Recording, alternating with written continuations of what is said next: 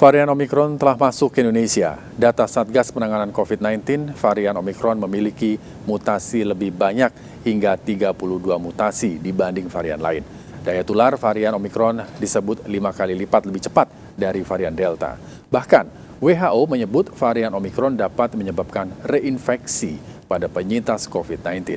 Lalu bagaimana mitigasi instansi terkait meminimalisir penyebaran varian Omikron yang telah masuk ke Indonesia? Dan bagaimana tanggapan warga?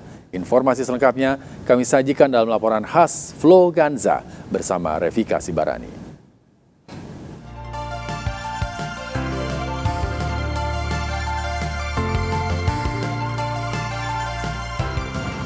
Munculnya varian baru COVID-19 yang disebut varian Omikron menjadi perhatian besar bagi dunia, di mana varian ini disebut-sebut memiliki mutasi spike yang lebih besar dibandingkan varian Delta. Lalu bagaimana mitigasi dan antisipasi yang dilakukan pemerintah terhadap munculnya varian baru ini? Kita cari tahu.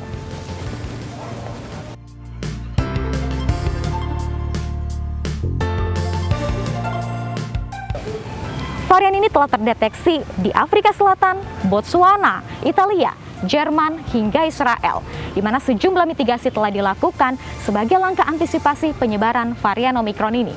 Di antaranya, Jepang melakukan penutupan pada seluruh WNA pada 20 November 2021. Kemudian Jepang juga melakukan wajib kepada seluruh warganya untuk melakukan karantina yang datang dari negara yang masuk daftar merah.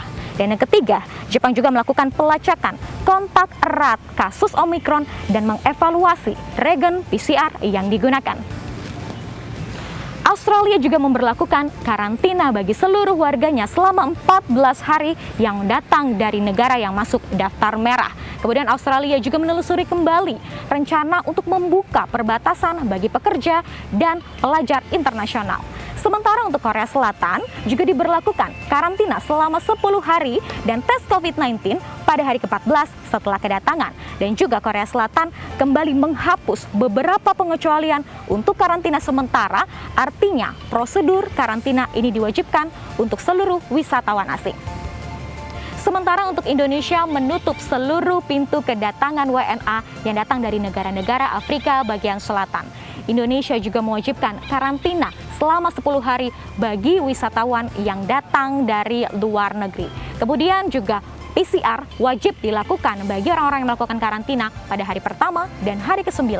Dan tentunya Indonesia juga membatasi wisatawan internasional yang tinggal atau memiliki riwayat singgah di negara-negara Afrika bagian selatan.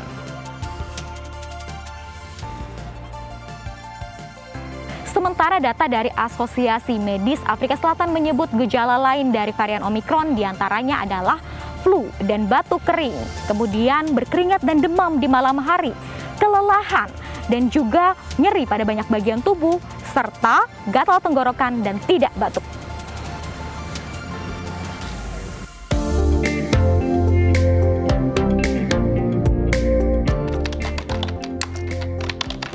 Per tanggal 13 Desember ini telah ditemukan 7.905 kasus COVID bervarian Omikron di dunia yang tersebar di 72 negara. Dan sedangkan hasil di Indonesia ini belum ditemukan varian Omikron. Data sequencing selama bulan Desember 2021 sampai dengan sekarang ini yang ditemukan baru varian Delta. Ya, kalau kita lihat pertama kali ditemukannya varian Omikron ini kan di Botswana, Afrika Selatan di awal November 2021 dan beberapa minggu setelahnya ditetapkan menjadi golongan varian under monitoring, dan varian Omikron ini memiliki mutasi yang lebih banyak dibanding varian lain, dan saat ini diketahui setidaknya itu ada sekitar 32 mutasi yang diprediksi dapat menyebabkan varian ini lebih bersifat menular, dan itu menjadi pembelajaran kita bersama tentang varian baru ini. Dan WHO juga menyebutkan data awalan yang ada bahwa pada prinsipnya Omikron ini dapat meningkatkan peluang untuk reinfeksi pada penyintas COVID-19. Ya, strateginya pertama kita memperpanjang durasi karantina setelah Sebelumnya kan kita karantinanya 3 hari, sekarang diperpanjang.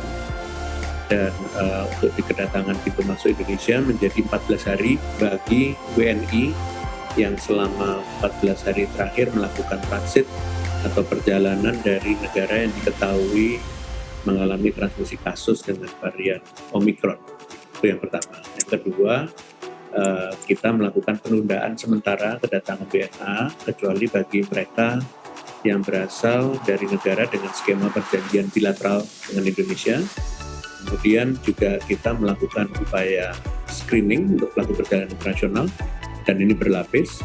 Pemerintah mewajibkan spesimen dari pelaku perjalanan asal negara dengan transmisi komunitas Omikron untuk di-sequencing atau dihimbau juga untuk spesimen dari negara lainnya.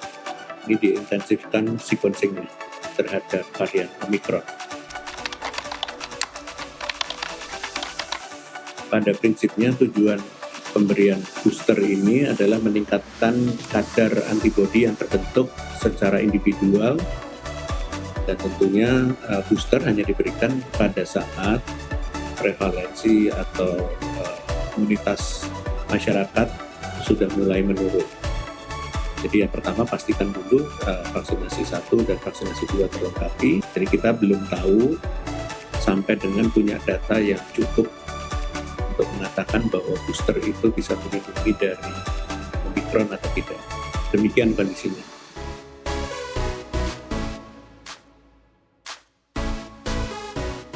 Halo Mbak. Selamat siang Mbak. Boleh ngobrol sebentar sama saya dari RCTI ini, boleh ya nanya sebentar. Dengan Mbak siapa nih Mbak? Putri. Mbak Putri. Ya. Mbak Putri, udah tahu terkait varian Omikron, udah pernah dengar dong ya? Belum. Varian Omikron itu varian terbaru dari COVID-19, udah pernah dengar ya? Udah. Tanggapannya gimana nih? Takut atau kayak gimana nih? Tanggapannya sekarang mau takut juga kayak percuma gitu ya, soalnya kan banyak tempat-tempat yang udah rame gitu, apalagi sekarang kan udah kayak konser udah pada offline juga, kayak udah pada happy gitu loh. Jadi pas lihat kayak ada varian baru kayak mau takut, tapi yang lain juga bodo amat. Nah Mbak, mau tanya nih, harapannya buat pemerintah nih apa nih dengan adanya varian baru di beberapa negara di Eropa nih? Harapannya kalau misalkan emang ada varian baru di Indonesia, semoga bisa lebih diperketat kayak semula lagi. Benar. Ada info ada ke varian baru gitu. Ada pengetatan kembali ya. Iya, betul. Oke, nah terus terkait booster nih untuk vaksinasi yang ketiga. Nah ini gimana nih, setuju nggak? Kalau selama itu masih fasilitas pemerintah, kita nggak ngeluarin biaya, aku setuju aja. Nah satu lagi nih, ada Mbak Cantik. Halo Mbak, boleh ngobrol bentar sama aku ya Mbak ya? Boleh. Mbak siapa nih namanya Mbak? Lulu. Mbak Lulu udah tahu belum soal varian baru COVID-19 namanya varian Omikron? Oh, tahu. Udah pernah denger ya? Gimana tanggapannya nih Mbak Lulu nih? Tanggapannya biasa aja sih, Mbak. Nggak ada ketakutan atau gimana gitu? Nggak ada sih, karena pas yang varian-varian sebelumnya juga ya kita bisa survive kan. Jadi yang varian yang sekarang ya biasa aja nanggepinnya gitu, ngadepinnya. Biasa aja ya, sama seperti varian-varian Iya. sebelumnya ya. Nah, untuk booster nih atau vaksin ketiga, gimana nih? Setuju nggak?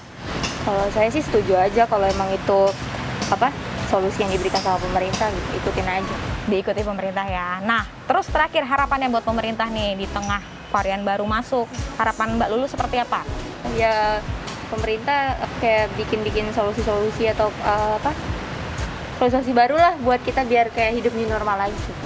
Aturan-aturan Aturan baru ya, baru gitu. supaya hidup kita kembali normal Iya. lagi ya, bebas dari COVID-19 yang paling penting ya. Terima kasih banyak ya Mbak Lulu untuk informasinya. Iya. Silahkan beraktivitas kembali.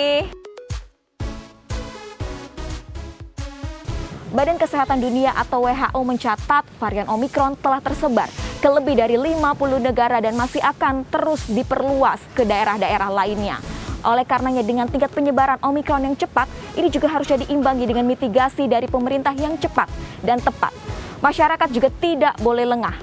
Vaksin saja tidak cukup, perlu adanya penggunaan masker dan jaga jarak masih menjadi bagian yang penting untuk keselamatan kita bersama.